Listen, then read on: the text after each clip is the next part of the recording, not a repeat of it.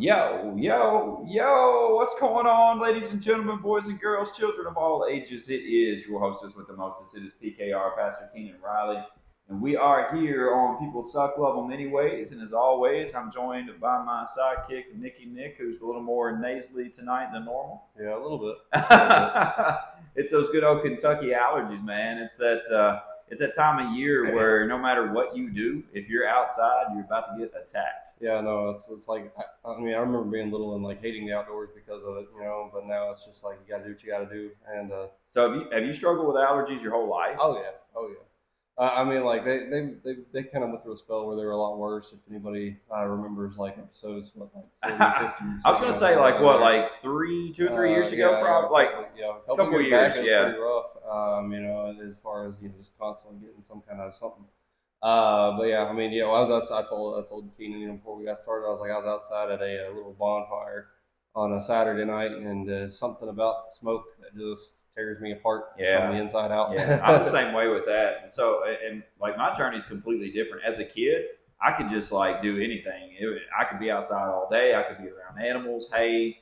Like I went fishing all the time. Like I done all the stuff there was to do outside. As I got older, man, I'm like, I stay outside, and I'm like, my eyes are itching, and I'm like, oh my gosh, man. So it's crazy. Like I mowed the yard, 2 yards actually yesterday, and like I came in last night, I was taking a shower, and I was like, and you're just like, man, like where are the days? Like what happened? What happened to where? Or how? I mean, I know, like, is it DNA? Is it? I mean, we've had this discussion before, I think, on an episode a while back. But like, it's kind of like I've always had this vendetta, I guess, this problem, because I'm like, why is it that as a creation of God, I'm allergic to the rest of God's creation? Ooh, like, man, let's talk about some stuff tonight. Super weird thing that I've always kind of wondered and thought about. Now, of course. I think the easy answer is, all the hormones and chemicals and crap that we eat and ingest and radiate ourselves with. I think that's probably a big thing there that causes a lot of that. Blame it on man. Yeah, I do. I blame it on mankind. They cause. They screw everything. They suck. Apparently, according to the podcast. True. They do suck. But you gotta love them anyway. Yes. As everybody else seems to say. Yeah. But yeah, I mean, I do think that's a big a big. A big kind of contributor to that problem. I think it's just kind of the stuff that we ingest and inhale and breathe in and breathe out and all that crap that kind of weakens our immune system, weakens our ability to fight off, sinus infections, ear infections, all that kind of crap. Right. Have you seen like the videos, whether it be on TikTok or Facebook?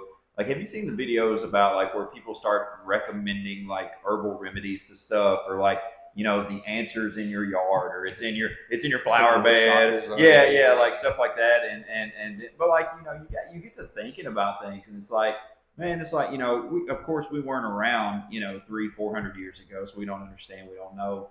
But, it's like, how do you think people got by and survived then? Like they were always coming up with these remedies, or they were always trying to explore and things like that. And somewhere along the way,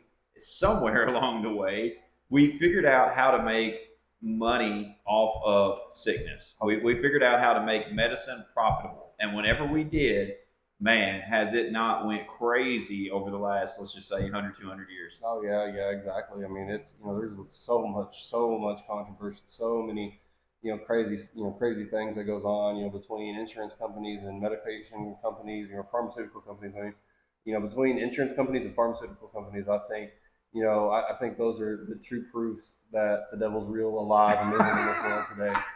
I really do think that. Now again, I will also say, I believe that God gave people the skills, talents, abilities, know-how, to create medications, and right. I think that they have a place, and I think that they are useful and helpful to people. But when people get involved, it gets messy. Becomes I don't want you to get healthy. I want to make money off of you, so I'm going to keep giving you things that are going to cause side effects. You're going to need even more medication, and you're going to keep coming back over and over and over and over and over and over and over and over again. I was going to say, I don't have a problem with medicine if you take it to heal and get better, but the medicine that replaces something in your system on a daily basis, like, some people take blood pressure medication every day, some people take cholesterol, some people take, but here's one that I wanted to talk about really quick, go back to allergies. I think me and you both, take an allergy, pill every 3 single different day. ones. You take 3? Yeah, See, that's crazy. I take 1. Probably why I'm so tired all the time. I take 1. But There's a even doctor listening to this. Yeah. You need to go to the hospital. yeah, exactly. I don't know how you're functioning really. Your eyelids are taped to the back of your head. What I'm wondering is though is like we take that medication to I guess replace build an immunity, whatever the case may be.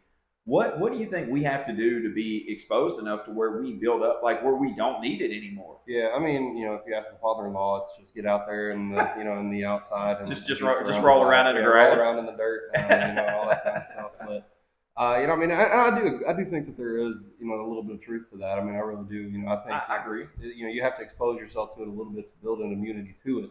But again, I just think that we. Like I said, I see it with my daughter. She's had horrible health problems almost her whole life as far as allergies and asthma and things like that. And I mean, you think about these kids and what we're feeding them and what they're spending all their time watching, iPads. And I think that the environment we've allowed these kids to grow up in has weakened their immune system. Whereas you take like your generation and higher, up older than us. They were outside all the time. They were playing outside all the time. You hear those stories all the time about, we didn't come inside till the porch light came on. And we were drinking hose water, baby. Hose water. Yeah. Exactly. And I think, starting with kind of like my generation and down, we've just become more and more reliant on indoors and technology and medications and, processed foods and all that kind of stuff. And I think that has had a very large impact on our immune system. It just kind of comes down to that whole, you're kind of stuck abusing something that was meant as a temporary relief. I mean, I will swear to that right now as somebody who takes 3 allergy medicines a day. Like I shouldn't, but if I miss one of those 3 allergy pills, then my whole day's ruined. Right. Do you think that the system, and I think so, but I'd like to get your opinion. Do you think that the system has been set up for us to fail? Yes. Like you think that, right? An emphatic yes. But you think about if we were to raise our own meat like we did back in the day, raise our own fruits and vegetables, become self-sufficient again and live off the land and all of this good stuff. Like if we were to do that again, what would health look like today? Look at the Amish. Right. I mean, like if you look at Amish Mennonite communities, I mean, they have like the lowest percentage of autism and Down syndrome diagnoses and anxiety, and all these other types of things. Now, again, they're not going to doctors. I was going to say, is that because they're not going to doctors? But or what? I mean, have you ever? I mean, this is going to sound bad. I mean, have you ever seen an autistic Amish person other than Dwight Schrute from The Office? But I think that's Bears Beats and Battlestar Galactica, baby. Yeah. But I mean, like in all sincerity, though, I think we neglect the fact that they are oftentimes healthier than we are. I have never seen a Down syndrome Amish person before. I'm just saying. Boston's never seen it. I'm not gonna go there. That's crazy. But yeah, it is pretty crazy. Yep, it is pretty crazy. So I mean, I think because again, they're growing their own food. They're they're not going to the doctor and getting medication. They're not watching screens. They're not exposed to radiation and technology like we are. And so you do start to see. I think that's where that divide is between where we have allowed consumerism and comfortability to kind of literally poison us. Oh yeah. Versus like Amish communities and people like that who do just live off the land and live life like it was 50, 60, 80 years, 100 years ago. Something like that. Well, what's funny is that like we call Mexican food like El Mazatlan and things like that. Like like we go to these Mexican restaurants. And what's funny is that like I have Spanish friends, like actual, and like whenever they cook, it's completely different from what you get in the Mexican restaurant. Like everybody's cutting costs. Everybody's cutting corners. It's a lot easier and a lot cheaper to get processed meat, processed cheese, processed lettuce, all these types of things than it is to get real authentic ingredients and make it yourself. And I mean that's in every restaurant. Just about every restaurant in America. Yeah, well, we actually, went to the grocery today, and and I don't care what anybody says, man. If you try to eat halfway decently healthy, halfway decent. I'm not talking like your 97.3 ground beef, something like that, But I'm talking like just halfway decent food, man. Like once you start teetering on that quote unquote healthy side of things, man, prices begin to increase so much, and it's because it quote unquote it takes more to raise that, or it takes more to produce that. It's like you said, it's cutting costs, things like that. So that's why this stuff is somewhat affordable. It used to be a lot more affordable, but it's somewhat affordable now.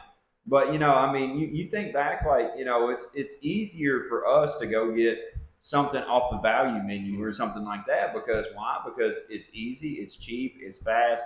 But long term effects, it's really it's really causing you to fail in the system that really wants you to fail anyways. I mean, like I don't know all the details and specifics about it, but like I know, like my father and mother-in-law have kind of stopped eating pork. You may know kind of a little bit more details about that, but they say that they're disgusting, horrible animals, and that stopping to eat, stop eating pork will help your health. I don't know. I love bacon. I do. I love bacon, pork chop, sausage, all that. I think what is it? Stanley Hudson from The Office. It's like what is it like? Live fast or leave a sexy corpse or whatever. Drive fast and leave a sexy corpse. Yeah, I love it. But and I think it's just one of those things though that we've talked about this before. But just that at what point do you decide to actually enjoy life? Versus being so conscientious about your schedule and what you're eating and how many calories you're taking in, and what kind of what percentage of your diet is whole grains versus organic versus all these red meat versus whatever. I think we've allowed ourselves and we think we're being healthy, but we may be being healthy physically, but mentally we're becoming unhealthy. Because we're just so focused, and so if one little grain of sand goes wrong, it just cripples our entire system. And I think of I know you haven't watched this, but somebody might have. Parks and Recreation. There's a guy called Chris Traeger who's played by Rob Lowe. He's like this super crazy health fanatic, and he's like talking about something with fat in it. He's like, I believe a single ounce of that would kill me. And it's just like he's this like crazy, super crazy health nut. And I think there is again there's a good degree to that. We talk about a lot of different things where we oftentimes go off on the extreme side of things. We see people who are like hey, we may say something like, hey, do what you want, eat what you want, live your life, enjoy your life. You tell somebody that, and they're going to be 400 or 500 pounds, but you tell another person that, and they're going to, just eat when they enjoy it. It's going to be a treat for them. It's going to be something that they just, eat to enjoy. And they're still exercising, they're still taking care of themselves in other ways. But I think it's just another one of those things that we've got to really pay attention to.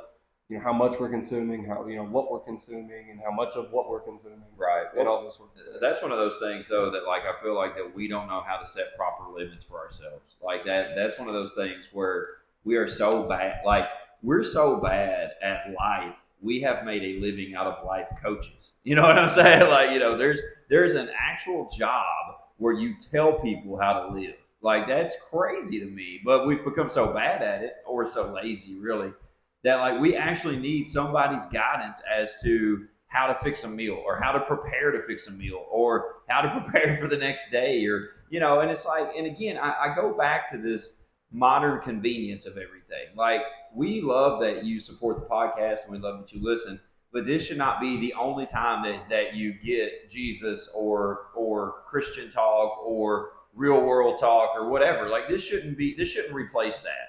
Just because it's easy, just because it's convenient, it's a supplement, not a substitute. Yeah, right, exactly. And I think you've said that multiple times as well. And that's the thing where it's like I think this system that we talk about, that people they've sat around somewhere and said, hey, look, like wait a minute, like we could be making more money if ... And then they start in like whatever the case is. And so then that's why you see like really kind of like where we were going with this before we even got started is that I got a message from Representative Guthrie's tribe, crowd, clan, whatever you want to call them. I don't know, people. And they're like, well, all these people from Medicaid is testifying tomorrow on Capitol Hill and about the fraud, the Medicaid fraud and stuff like that. And it's like, well, yeah, I mean, people are always going to try to get ahead. Like, but the thing about it is that you're literally penalizing people for doing what you've done. You know what I'm saying? I mean, like that's just what I feel like. I mean, I don't know. I mean, but I'm like, there's absolutely no way that like think about, and I mean, whatever the deal is with Iran and US, like we joke about that a lot too. Like Trump's won the same war 46 times, right? Like 47 probably by the end of this podcast. It's true. but there's a deal in place, kind of, maybe, sort of, who knows. And then there's that really bad rumor going around that like they're supposed to get like what, like $300 billion or something like that over the next 10 years or something, and whatever. But the thing about that is, it's like I feel like that we have for so long, Nick, as a country, as a nation, like supported everybody else around the world, and it's like we've left our own people behind, man. 100%. I think that's something that I know a lot of people around me, an opinion that we share. Is the idea of we need to take care of ourselves before we're worried about anybody else. Which I know it especially coming from a Christian podcast, kind of sounds the opposite of how we're supposed to be. Right. But I think the very important distinction there is you can't properly take care of other people unless you've properly taken care of yourself. Yeah, that's kind of what I was going to say. Like, you can't give what you don't have. So like we can't be like taking care of people in Africa and sending over medicine whenever we got sick people right here in the U.S., or whatever, homeless or whatever, Sending billions of dollars, overseas for weapons or to build, camps or whatever it is. Right. We've got, like homeless people right, outside this window I've seen, like we've got people walking around the downtown streets of Horse Cave, that don't have a home, and we even, thinking about, like ourselves, how hard things have been. Like you were just talking about how expensive it is to actually eat healthy, but how expensive it is to eat in general. Like how expensive going to the grocery, going to the restaurants are, and again, that's kind of a first world problem. Obviously, some people are dealing with much worse things. But, I think it's, again, just kind of comes down to the, we are trying to, I think of it like, I think this is an old political cartoon I saw of this like cow who's like extremely anorexic. And like, there's this government guy coming to milk it and like there's nothing left, this cow's literally bone and it's just continuing to milk the economy to give money to foreign aid or whatever. But, I think that's a very realistic picture to what's actually going on. But, I think one thing that, really, it's really tough, I think, for us as Americans. Again, we talked about this in a few episodes back, about really understanding the severity of something until it affects us personally. Right. Like you take the Medicaid situation, for example. Recently we just had a domestic violence shelter close in our area, because of lack of federal funding and state funding and things of that nature. And it just, again, it rubs you the wrong way if you empathize with these victims and empathize with these employees and who know that they're trying to help people and be a light in the darkness for people, but instead we're sending all this money to God knows where for God knows why. Right. And I think it's and what's even crazier to me, not that I'm going to go there, but I'm going to go there, is that we're driving. Is that we're using it under the guise of doing God's work. Like we're supporting Israel, we're doing God's work. You're gonna open up that door. Yeah, we opened up that door. We're doing God's work. We're supporting Israel. We're supporting Israel against its enemies, and protecting the world against nuclear whatever excuse they throw out today. But again, you see the negative ramifications of this entire war. Right. How much positive has it done for the United States? But we have dished out more money. We're safer. Are we? And again, I'm not in rooms and in situations. I don't know if Iran was planning on bombing us in the next 5 days. Before this happened or not. I don't know. Yeah. But I think it's, again, we just really have to. Just to take a step back, I think we can allow ourselves to just get so, caught up in all of this craziness and nonsense, that we just allow ourselves to get frustrated and we forget what's actually important, But I think at the end of the day, we just have to, number one, be aware of what's going on, but don't allow what's going on to control you. Yeah. Trust that God is in control. Trust that God has a plan. Trust that He's going to provide. He's going to heal. He's going to take care of. He's going to guide. He's going to direct. Despite all this craziness that's going on, God is still God. God is still on His throne. Jesus is still on His right hand, interceding and praying for us every single day. We can't allow what's going on in the world, the craziness, the chaos, the confusion. We can't allow silly arguments like, are we supposed to support Israel? Are we not supposed to support Israel? Was Iran going to bomb us? Were they not going to bomb us? Should Israel?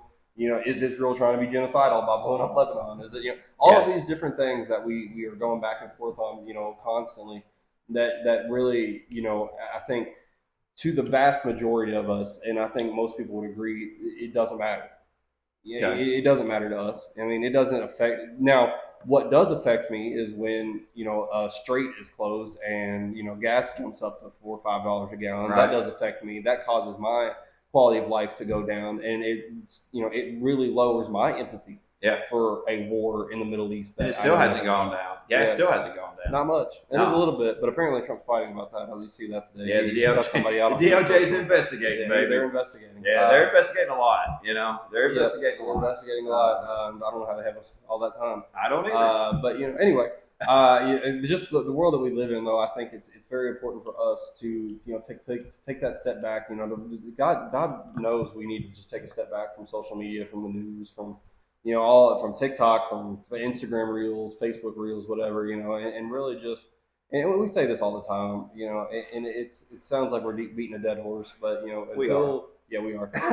But until we, as Christians, individually decide to step up, hold ourselves accountable, take responsibility, do those bare minimum Christian necessities like reading the Bible, praying, going to church, worshiping, until we're able to do those things, then we're going to constantly allow the world to control us, to control how we think, control how we feel.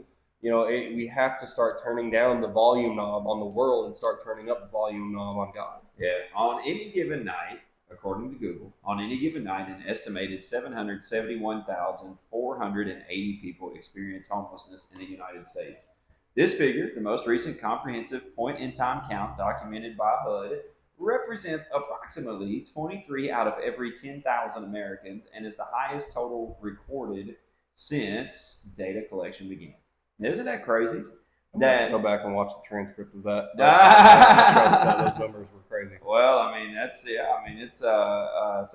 it's just kind of crazy. But it says that homelessness in America is not distributed equally, with higher concentrations often linked to states with severe housing affordability crises, which is again something else. Where it's like we are literally sending billions of dollars, overseas to do whatever, but we're spending millions of dollars. Just in our, local area, spending millions of dollars on these.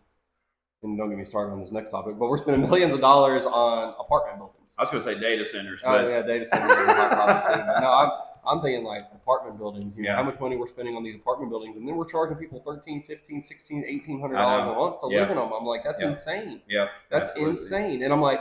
And we have these things popping up everywhere. Yeah. Every freaking where. Yeah. And then, like I said, not to get me started, but I'm going to get started. Freaking football stadiums.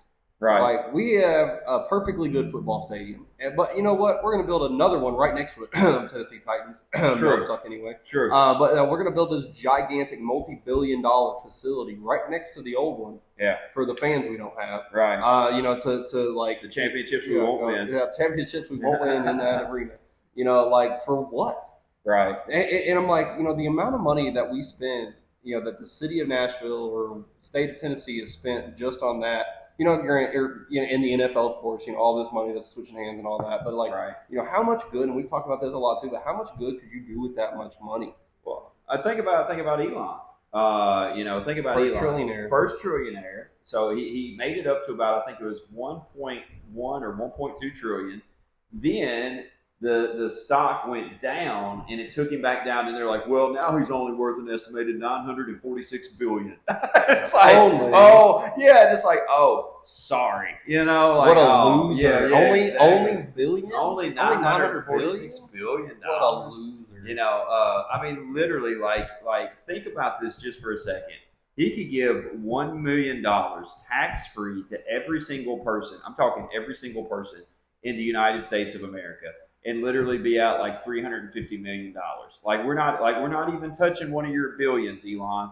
We're not even touching it, And I know there's stories out there circulating about how he had offered at one point in time to give you guys can give me a plan to fix World Hunger. Yeah, exactly. And he would pay money or whatever. He's like, but it has to be open. Everybody has to see where the money goes. But then where would ASPCA get their money from? That's a good question, man. World Hunger get their money from? Where would these organizations get their money from? Exactly. They're taking from you every month. Exactly. So so again, we ain't fixing nothing. Yeah. Now that's insensitive. There are some people, of course, I think of that starfish story. It does change the world for that one. When you throw it back in the ocean, that kind of situation. That is true. But I think about it's just we have one thing I was reading a book by Tim Tebow this morning. And I have a lot of respect for that man. just the amount of organizations that he has set up to help the underprivileged, the victims of human trafficking, Right. kids with Down syndrome, like all of these types of things. This one man has used his money, his platform, his fame to do amazing things. Yeah. Amazing things. Where is everyone else? Right. Why is Tim Tebow nearly alone in this? Yeah. You know, we have all kinds of people with all kinds of money that are professing Christians. Right. You know, where are these people? You know, I mean, we have this one man doing all these kinds of things. And I'm not going to say he's perfect or some, you know, crazy, amazing saint, but I mean, he's still a great person doing great things. Never won a Super Bowl. Never won a Super Bowl. He sucks at sports, but he's still great. He's a good dude. Sucks at sports, but he's a great dude. Yeah. But you know, and I think it's just, again, we have so many people out there with the means and the ability. I mean, God, you know, how much of a pain in the butt is it to get people to tithe 10% in a church? Yeah. You know, I'm like, if we're having this much problem with a bare necessity, essential Christian duty of bringing your tenth to the storehouse first, right? If we can't get people who are self-professing Christians to do that, right, we ain't ever going to get these greedy, expensive, rich people to give up their money to where it hurts them. He done called it greedy. He said, I don't care. I don't care if you are worth $500 billion and you give $1 million to charity to look good on the tabloids, like, screw you. Right. Well, it's tax deductible at that point. You know what I mean? You're just helping yourself out. Right. And so, like, with that, like, think about if you received $1 million. If Nick Sullivan received $1 million, but not only Nick, we got little Spencer with $1 million. We got Mackenzie with $500,000. You know, but you know, I mean, just like think about that just for a second. If you was to inherit $3 million in your account, life-changing. Not just for me, life-changing. Well, you're talking about then providing generational wealth for you, for your son, for your daughter, for your wife. You know, like you're talking about doing these things and going, wow, like how much different would that change the landscape of people's lives, man? You know, and money isn't everything. I get that. But, you know, it like literally I was reading something the other day that really hit me in the gut, and it said, take away financial problems and watch how much depression goes down. Oh, yeah. You know? Well, it's what's crazy is that, I know we're running short on time, but it's all good. That saying where it's like money doesn't solve problems, shut up.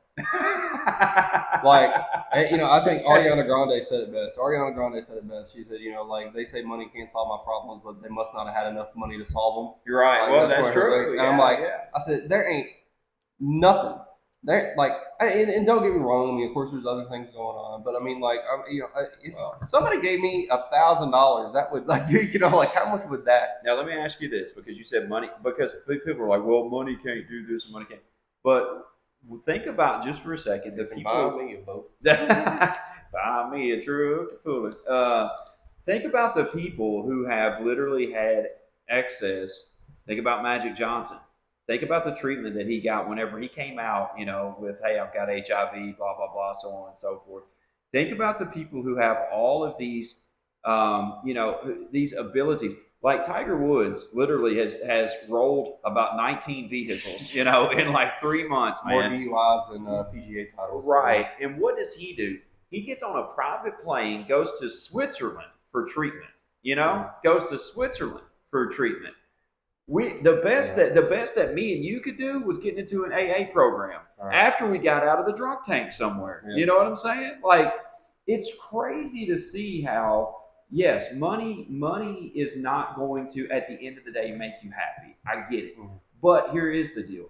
It can provide you better health care. It can provide you better food. It can provide you a better way of life. It can provide you less stress. It can provide you all of these things. And so if we have 5% of the world, 5% of people make up 95% of the income in the world. That's crazy. Yep. Crazy numbers. And 95% of the world literally like works for 5% of the income. That's stupid. That is so stupid. But if we were to grind harder, it's out there, man. Yeah, it's out there. Hustle harder, man. You know, cut out church, we could probably make more money if we were working Wednesdays and Sundays. You think so? Probably. That's what some people do. Yeah, that's true. But if we were to experience something like that, Nick, I don't think there's no way possible, man, that life couldn't get either better, easier to some degree, man. And again, not just to yourself. I've had this conversation with my brother actually a few months ago. We were talking about money and like how because money is obviously a very very sensitive topic when you're talking about Christianity and church and tithes and giving and all these sorts of things. And we were kind of having the idea of does God want there to be rich Christians? Yeah. And because there's a lot of times when we've talked about God wants to keep us humble, and if we have money to solve all of our problems, we're not going to lean on Him. But Right. and we talk a lot about how money, it's not really the root of all evil, but it can expose evil. Right. It's going to make money. If you have a lot of money, it's going to really exemplify and grow Yeah. who you were to begin Exactly. with. Yeah. If you're somebody who's going to be, here comes I don't even know what's going on. There's like 40 sirens going on.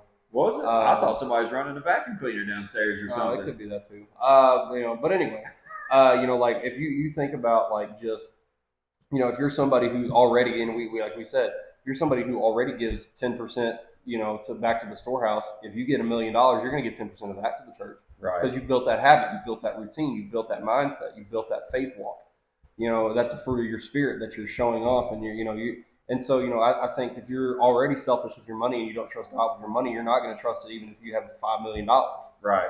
And so, and that's, kind of goes into the whole argument, why does God give all this money to like lottery winnings to people who don't deserve it, right? Right. But I mean, again, that's not for us to worry about, think about, care about, worry, whatever. But we have to be good stewards over what God's already given us. God's not going to give us more unless we're good stewards over what we've been given already. Right. That's your time, that's your energy, that's your money. You have to. The Bible asks us to give first to the storehouse, give back to God what He has given to you.